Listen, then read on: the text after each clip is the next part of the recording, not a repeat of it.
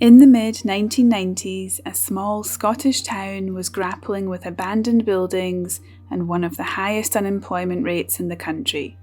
Once the administrative heart of the region, many buildings had fallen into disrepair, and the historic county buildings on the town square even faced the threat of demolition.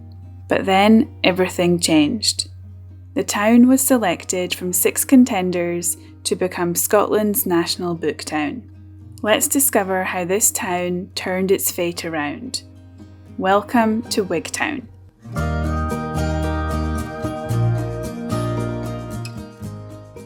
I'm here in Wigtown. This is located in Dumfries and Galloway in southern Scotland. These days, Wigtown is known as Scotland's national book town because it's home to over a dozen bookshops and book-related businesses. I want to find out more about Wigtown and how it reinvented itself into Scotland's national book town. However, to understand how that happened, we first need to go back in time. Wigtown has been settled for over 1,000 years, and at one point was home to around 2,800 people. It thrived through coastal trade, fairs and markets, and served as the hub for the farming communities of the Mackers. However, the expansion of the rail and road networks bypassed the town, pushing it to the periphery and diminishing its trade and prosperity. By the 20th century, Wigtown had lost its administrative and legal functions, along with 2 major employers, the Bladnoch Distillery in the 80s and the Cooperative Creamery in the 90s. As the population dwindled and buildings stood empty, the town was in decline, and it was clear that a new venture was needed to revive this historic place. In 1998, Wigtown was officially designated Scotland's book town, though at the time it only had 1 bookshop. Since then, many more bookshops have opened. I made my way to the Old Bank Bookshop to meet Joyce. This bookshop has 6 rooms filled with high-quality second-hand books on nearly every subject, along with a selection of new titles. It also has a room of sheet music, making it a treasure trove for both musicians and book lovers. So we've been running the Old Bank Bookshop for nearly 21 years, and it was really by chance. We came home, Ian and I, for a weekend. It was Easter weekend. Ian had seen that there was a bookshop for sale in Wigtown in the local estate agents, and he suggested on the way back up to Edinburgh that we might go for that particular shop. It wasn't the Old Bank at the time.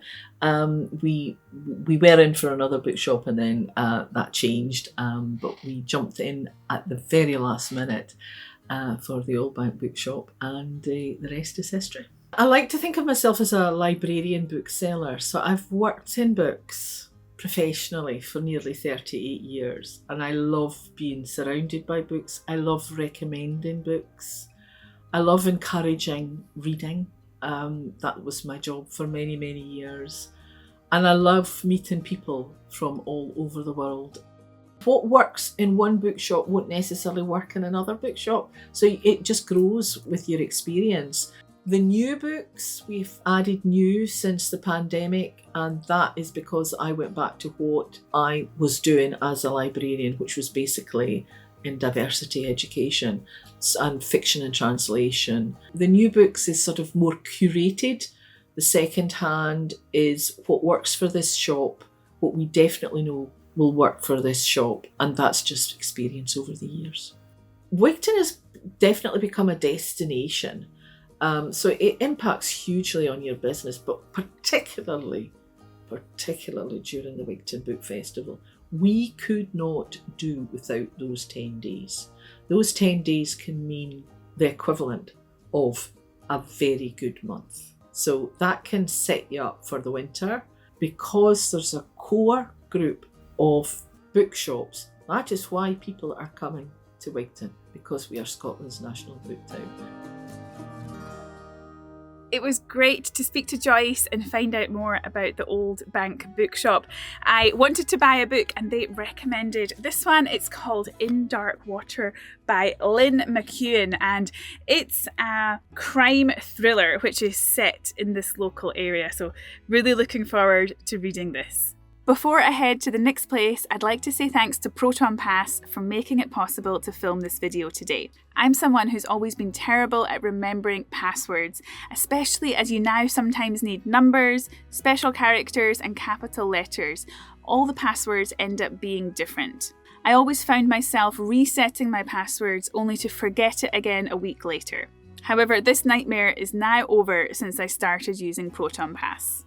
It's a password manager which securely stores, generates and manages passwords all in one place.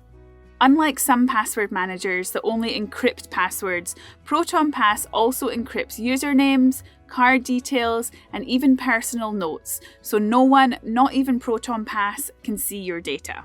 The best thing is it syncs across all your devices and has one-click logins and autofills. I'm so happy I started using Proton Pass because it is so much easier to remember only one strong password than many, many different passwords. If you're like me and want to put an end to password chaos once and for all, you can try out Proton Pass for free by using my link in the video description below. If you want even more features from Proton Pass, you can get 60% off their paid plans by using my link. While in the Old Bank Bookshop, Joyce told me about the Open Book. So essentially, the Open Book is an Airbnb bookshop. You can apply to come and run your dream holiday of running a bookshop for a week. You know, I think that it's mainly a week now. It used to be at the very beginning up to 2 or 3 weeks. And you run a very small, beautiful wee bookshop in Wigtown. And upstairs you can stay in a flat. You've got carte blanche that week running your bookshop. You can have events or you can just open the doors and let the community and visitors come through. I next headed to the Open Book and met with Janelle, this week's bookseller. I'm from the Midwest, United States. I grew up in Illinois and Ohio. I went to school at Indiana University and I live in New York City now. I saw this on the news or on an article several years ago, and it kind of always was in the back of my mind. And this year I was looking in early February and I saw a cancellation. I've been on the waiting list for years and years now, and I saw a cancellation, and it was kind of the perfect time for me to take a trip that was good for my soul because I had just recently lost my mother. So it's something to do to honor her, and she was a first grade teacher and felt very strongly about the power of reading. And so I'm here to, kind of continue to heal as I move forward. The most enjoyable has been the people that have stopped in to say hello in Wigtown. Yesterday when I arrived, Joyce from the Old Bank Bookshop was extraordinarily helpful, and I think she spent almost 2 hours with me showing me the bookshop, showing me the flat upstairs, and then also walking me through the town to give me the layout of the land. So it's been really lovely to have people just stop in and say hello. And I even had a sale this morning. First couple that came in, I think the lady just assumed that I just didn't know how to work the card machine and all of that. She heard me say that it was my first day, and then her thought was like, this American just came over to run a bookshop in Scotland and has no idea, and all of the no idea of what was going on.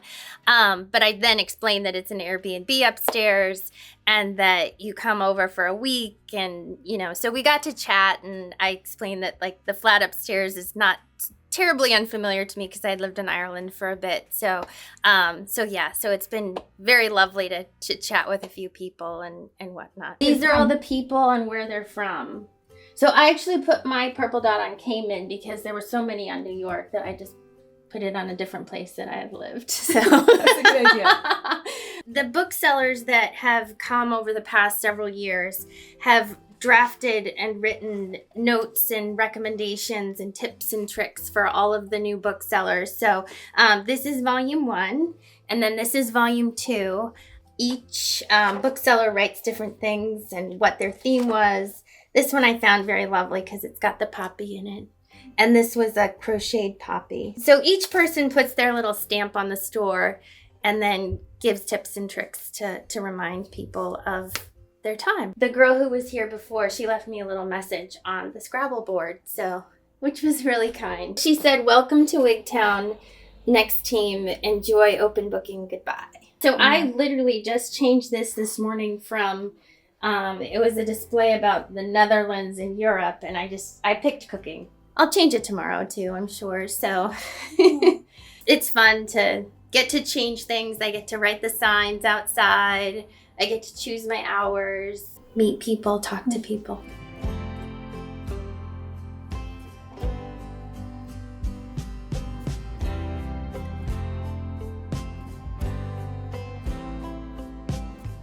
It was time for lunch, so Janelle and I made our way to Reading Lasses, a bookshop and cafe known for its focus on books by and about women.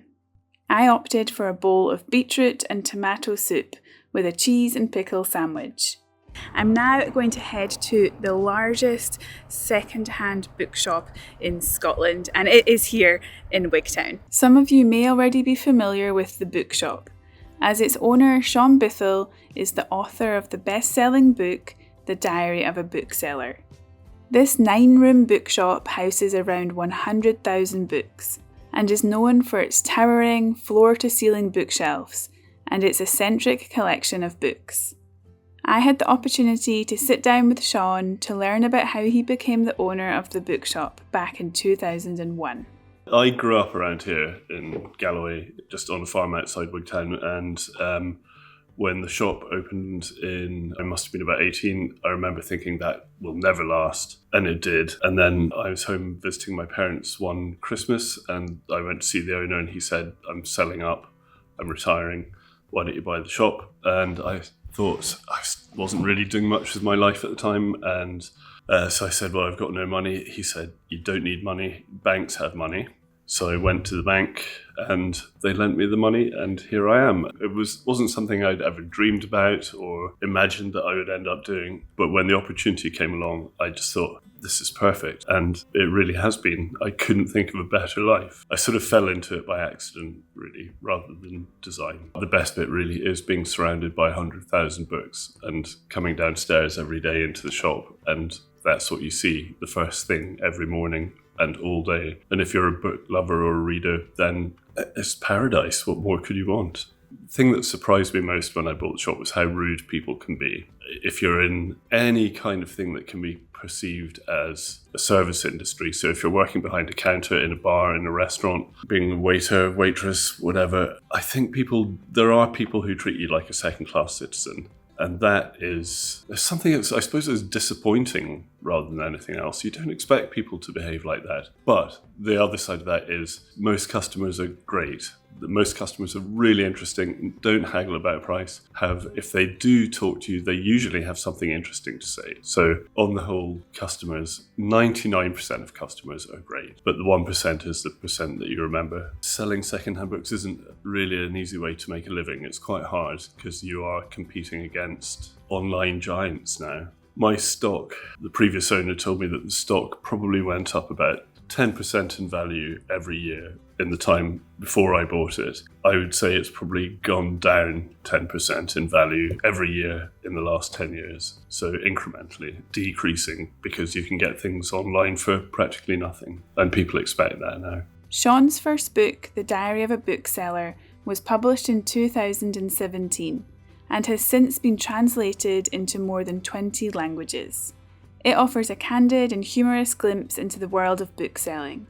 Through his sharp wit and dry humour, he shares anecdotes about eccentric customers, the challenges of keeping an independent bookshop afloat, and the realities of dealing with everything from difficult patrons to the rise of online bookselling. When I wrote the books, especially the first one, I didn't know what I was doing. I just kept a diary thinking, and everybody who worked in the shop said so many interesting and weird things happen in the shop that, there should be a book in it. So I just kept the diary really as a way of, because my memory's so bad, a way of keeping track and a record of what had happened. So there's really nothing in there that isn't true. Sometimes I have embellished facts or changed things of different days, made people different ages and things. So maybe if there's anybody who I thought would be offended, I have tried to maybe make it so that they wouldn't recognise themselves. I keep the diary every day, so literally every day if I'm in the shop, even if I'm not, I write about 500 words about the day in the shop, or if I've been buying or whatever. So the last diary was 2016, 2017, so I have another 6 years of unpublished material sitting on my hard drive. The problem is to get it from the first draft to the draft that you give to the publishers, it does take quite a lot of work. So all the stories are there, they just need to be rewritten in a way that makes them a bit more readable. The Bookshop is one of my favourite bookshops in Scotland, and I highly recommend reading Sean's book, The Diary of a Bookseller. I read it last year and absolutely loved it. This room has books on astronomy, chemistry, physics, railway, so many topics. If you are interested in railways, this room is the place to come. There are hundreds, maybe thousands of books on railways. There is even a whole Scottish room. So many books, Scottish fiction, a whole shelf on Sir Walter Scott. Amazing. These days, the Wigtown Book Festival is one of the biggest literary festivals in Scotland, drawing authors, readers and book lovers from around the world. I next caught up with Anne, the operational director of the Wigtown Book Festival. Wigtown became Scotland's national book town after a competition in 1997, and the formal launch took place in 1998. The first book festival took place in 1999 over one weekend, with most of the events taking place in some of the bookshops and smaller venues around the town.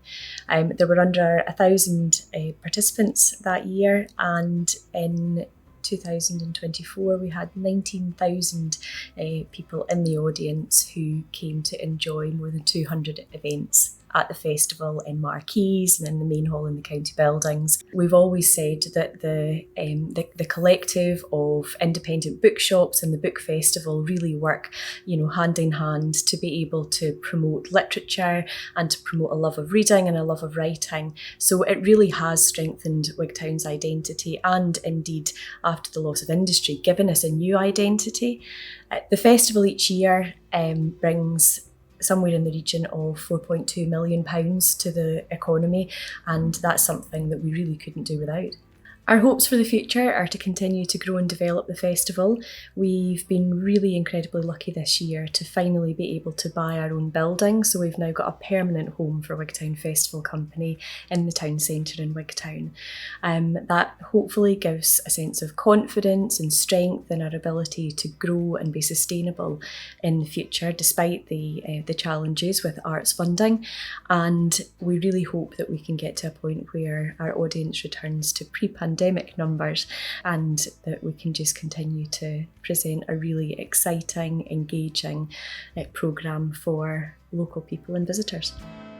During the time of the festival, Wigtown transforms. There are so many people here. Just behind me here on this grassy area in the centre of the town, they set up a marquee, and some of the events are held here in the middle of Wigtown. If you have a chance to come to the book festival, I highly recommend it. I've been many times over the years. I think the last time I came was in 2019, and there were some great speakers and I went to some really interesting talks. I have really enjoyed my time here in Wigtown. It was great to meet many of the different bookshop owners, and if you are interested to come to Wigtown, they have this wonderful guide and map that you can pick up for free when you come to Wigtown, and it lists lots of things to do here, places to eat, bookshops to visit and other interesting sites in the local area. It's been wonderful to see such a revival and rebirth of a town that at one point lost its way.